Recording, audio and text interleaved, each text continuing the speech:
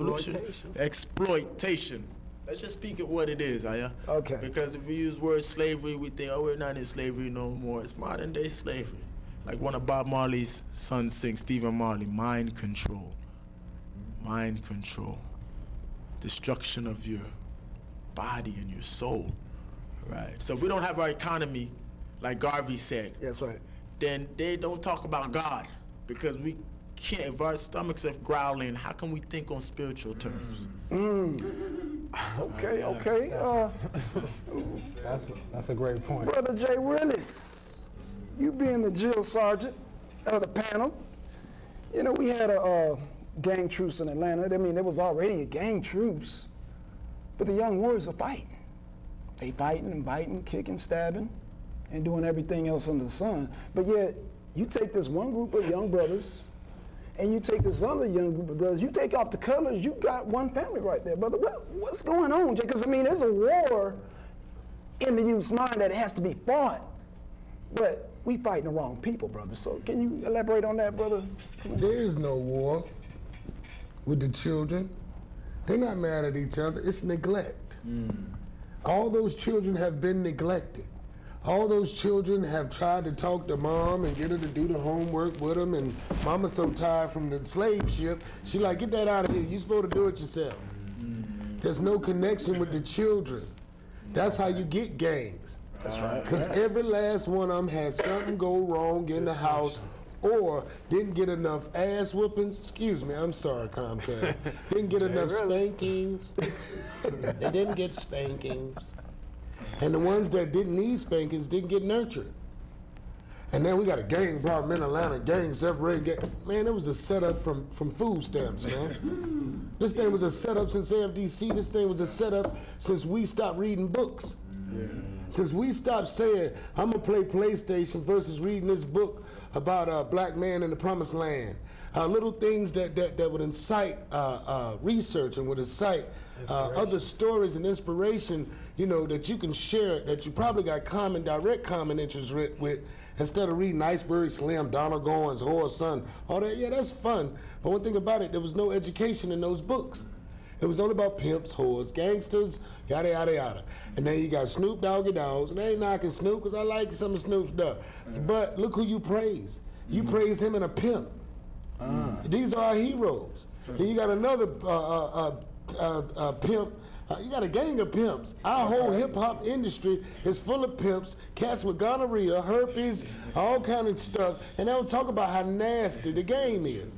Because the strippers intertwine with the rappers intertwine with the crackheads, and half of them cats, half of them gay, and the rest of them sitting back getting high, smoking so much. You remember the guy that took over after Jay-Z left? He shot himself in the head because he was getting high and dealing with Superhead. Superhead was his girlfriend. And then he told me, I ain't want to live without you. She was like, you weak anyway, you running a whole Motown label and you want to get high knowing... That's what's going on in the media, black media. And then I ain't stay off the gangs. That's how you got gangs. Because while all this dumb is going on, the kids out there like, Mama, can you read with me?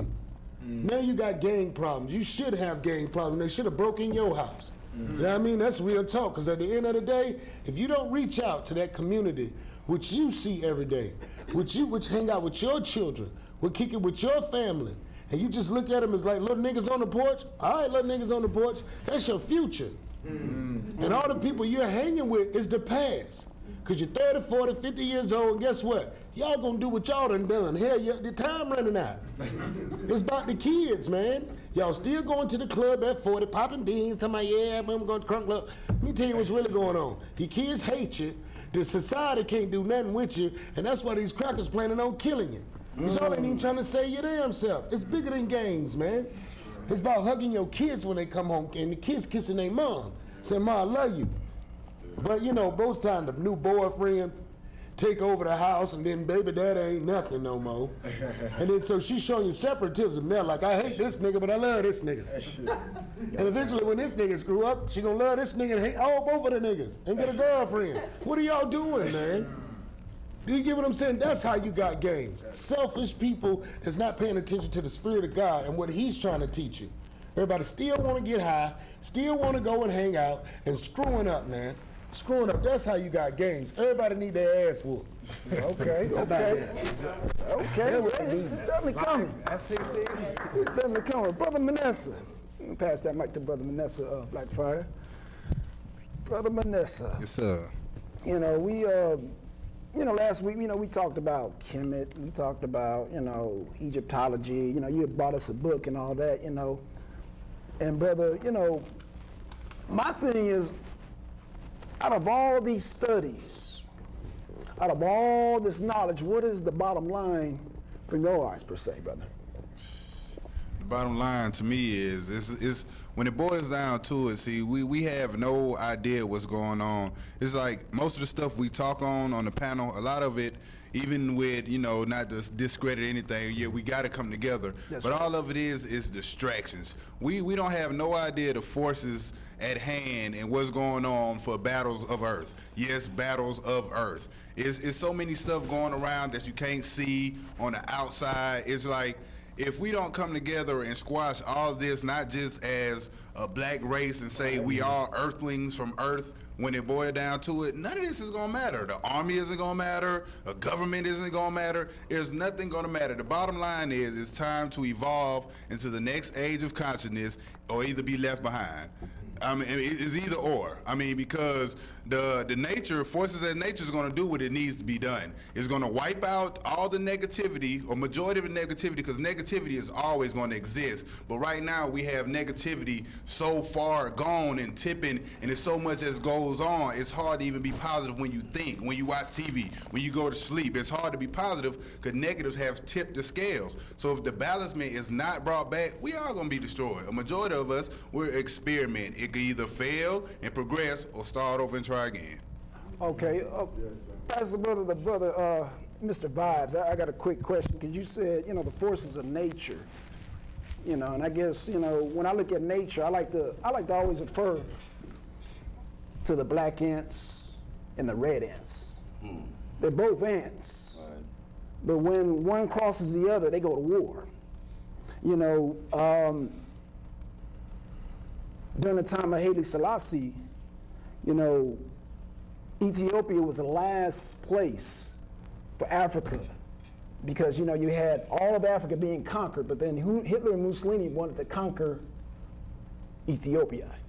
Okay, so with that being said, brother, a lot of people don't talk about how Marcus Garvey got upset with Haile Selassie because he went to the Queen of England when they were pouring mustard gas, brother. So I'm just going to ask you, brother, can you dwell on that a little bit? Well, because Marcus Garvey was very upset with Haile Selassie for going there. He said, we got our army here, brother. Let us help you. The black ants will quite naturally help the black ants. They're not going to the red ants for anything. So can you dwell on that, brother? Well, that's something people really didn't get into the full understanding of because of the history on that part of Marcus Garvey and Selassie, where Selassie went to the Queen for what reason after fighting that war in Ethiopia. That's right. The first war that went on, that he went to the Queen of England for security. Because after a while now, a couple of years, she gave him his own army to go back to Ethiopia with. Okay. You know what I'm saying? So that was Marcus was really dwelling on the fact that if you're going to talk about sovereignty and stability, and nationhood, you understand me, then you need to deal directly with that and not across from it.